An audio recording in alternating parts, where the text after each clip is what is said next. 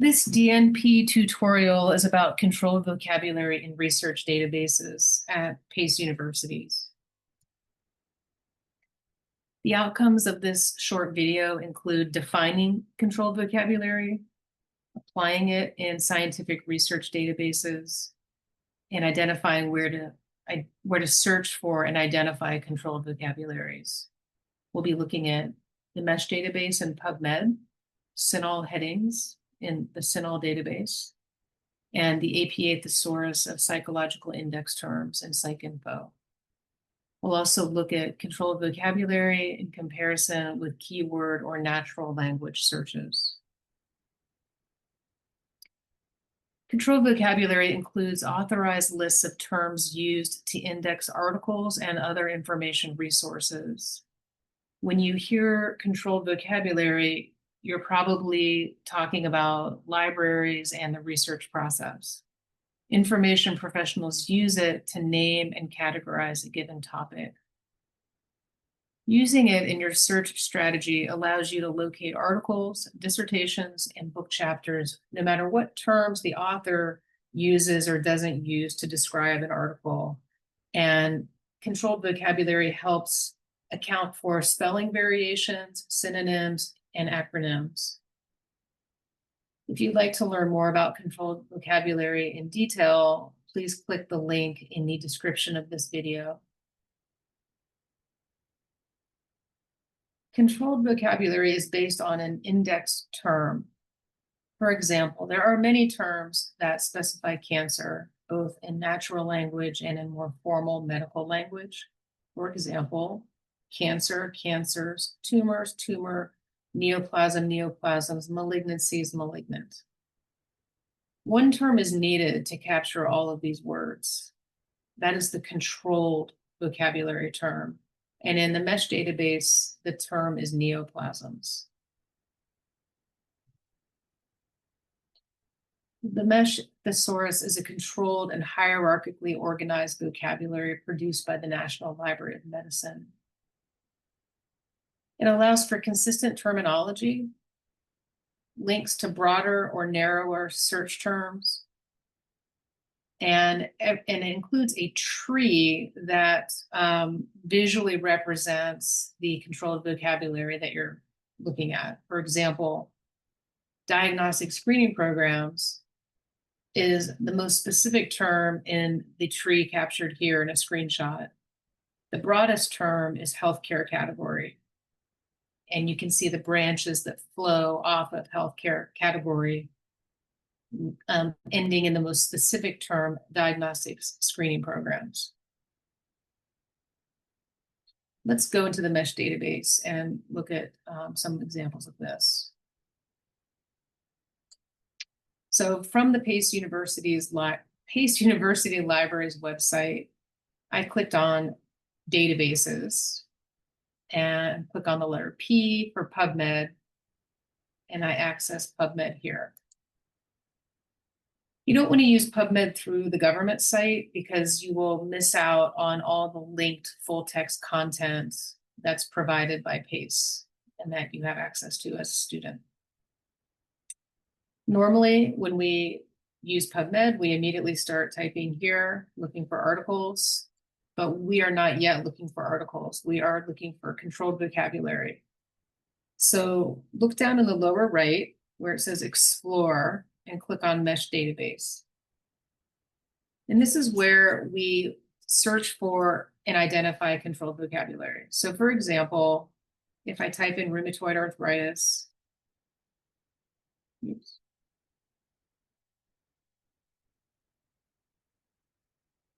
and I click search, I have 8 results. You want to look for the one that best captures what you typed in. Typically, we're typing in keywords, natural language terms that need to be controlled, and we're looking for that controlled term. So here it is, arthritis, rheumatoid. So if I click on it, I see these subheadings, and at the graduate level in particular, we want to ignore these subheadings typically. This is for people who are looking for information about their own personal health, perhaps, and for undergraduates who are looking quickly for some articles about, for example, the pathology of rheumatoid arthritis. This is called the mesh tree.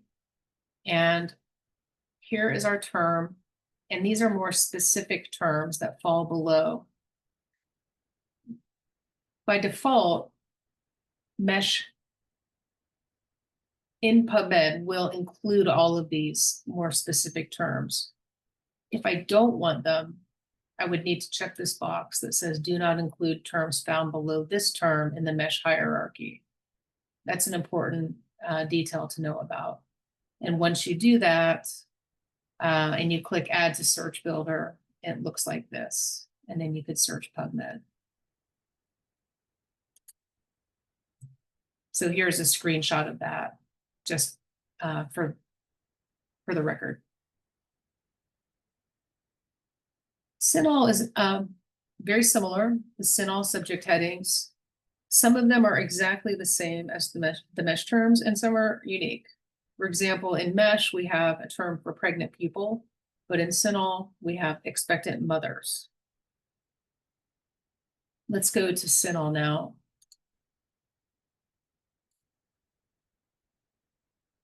Okay, I entered the CINAHL database through the Pace University libraries. I clicked on database and then the letter C. If you've used CINAHL before, you may not recognize this current interface. It's new. So it's important to spend some time experimenting with it. The CINAHL headings are now in the middle of the page here. They used to be up here at the top. And this is where I would type in my term, and I'm going to do a nervous system. Again, I'm not looking for articles yet. If I were, I'd come up here in these boxes, but I'm looking for controlled vocabulary. Before I click on nervous system, I will usually spend some time looking at the other results that have been returned to me in case there's something else useful there. So just for the purposes of this video, I'm just going to accept nervous system.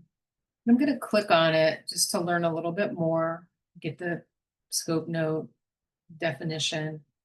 And I want to make the point that CINAHL is the sort of the opposite of the mesh database and PubMed. By definition, nervous system will be the only term searched unless I explode the term, then it will include all the subheadings.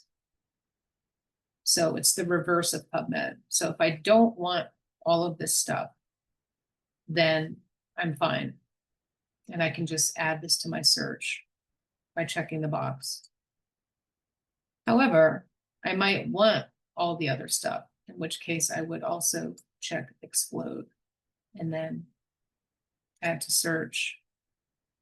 And then up here in the article search boxes, you can see it's automatically populated my controlled vocabulary term, and the plus sign indicates that I've exploded that term in order to get all of these other more narrow branches in the CINAHL tree.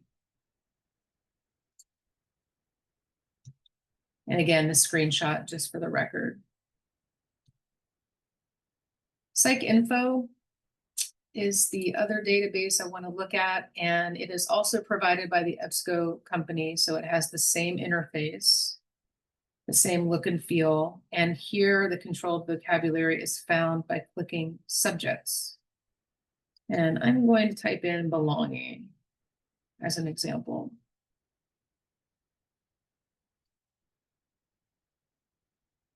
I spend a few moments looking at all the controlled vocabulary terms. I might want to record something in addition to belonging. For now, though, let's click belonging and see how PsycInfo treats the controlled vocabulary. So we have broader terms listed and related terms. I don't see any more narrow terms. But again, any of these may be of interest, and I might record more than just belonging in my search term table ultimately. but let's just assume that I want belonging and need for approval and in-group, out-group. All three of those might look interesting to me. I would record them all in my search term table, but just for the purposes of this video, I will show you how you check the boxes and then keeping or as the joining term, add to search. And then scroll up, and here is my article search area.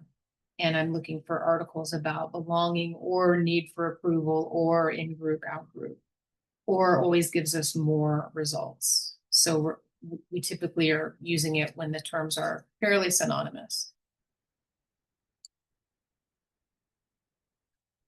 It is a good practice to search both controlled vocabulary and keywords or natural language at the graduate level. Not every database uses controlled vocabulary.